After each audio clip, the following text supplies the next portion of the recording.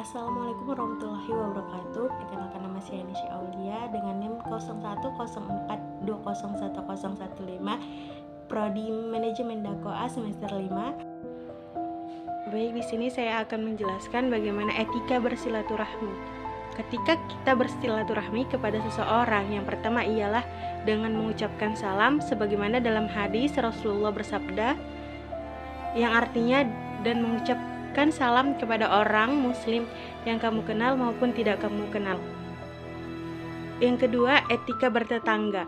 Ketika kita bertetangga dengan siapapun, itu hendaklah kita memuliakan tetangga dan tidak menyakitinya.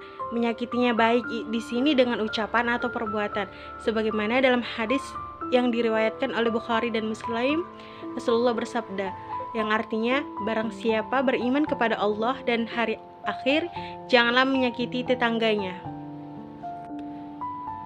Hadis POAC. Yang A, perencanaan. Perencanaan merupakan hal yang sangat penting dan esensial. Misalnya niat seorang mukmin. Hal itu sangat berkaitan dengan perencanaan. Niat dapat diumpamakan sebagai perencanaan meskipun niat belum terbentuk atau tergambar dalam sebuah tulisan, namun sudah terlintas dan tergambar dalam hati atau pikiran seseorang, sebagaimana dalam hadis riwayat Bukhari yang artinya sesungguhnya setiap perbuatan tergantung niatnya, dan sesungguhnya setiap orang akan dibalas berdasarkan apa yang dia niatkan. Siapa yang hijrahnya karena ingin mendapatkan keridhaan Allah dan Rasulnya, maka hijrahnya kepada keridhaan Allah dan Rasulnya. Dan siapa yang hijrahnya karena dunia yang dikehendaki atau karena wanita yang ingin dinikahinya, maka hijrahnya akan bernilai sebagaimana yang dia niatkan. B. Pengorganisasian. Pengorganisasian diriwayatkan dalam hadis Rasulullah SAW bersabda, yang artinya sesungguhnya Allah mencintai kalian ketika bekerja melakukan pekerjaan tersebut dengan terarah, jelas, dan bersungguh-sungguh. C. Actuating ialah aktivitas yang melibatkan tim yang saling berhubungan dan berkaitan untuk mencapai tujuan yang sama.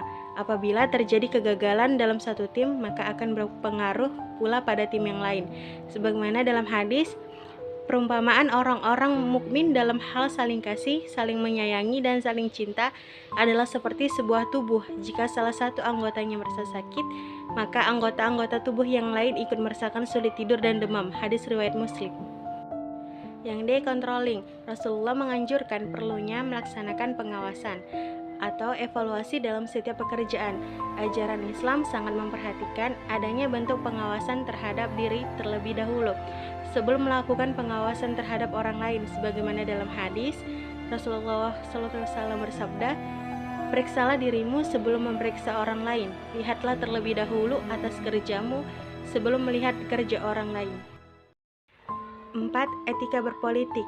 Di dalam berpolitik terdapat musyawarah, yang mana musyawarah ialah suatu upaya bersama dengan memiliki sikap rendah hati untuk memecahkan persoalan guna untuk mengambil keputusan bersama, sebagaimana dalam hadis dari Abu Hurairah radhiyallahu anhu berkata, Rasulullah Shallallahu alaihi wasallam bersabda, musyawarah adalah dapat dipercaya. Hadis tersebut merupakan hadis yang disebut hadis riwayat At-Tirmizi dan Abu Daud.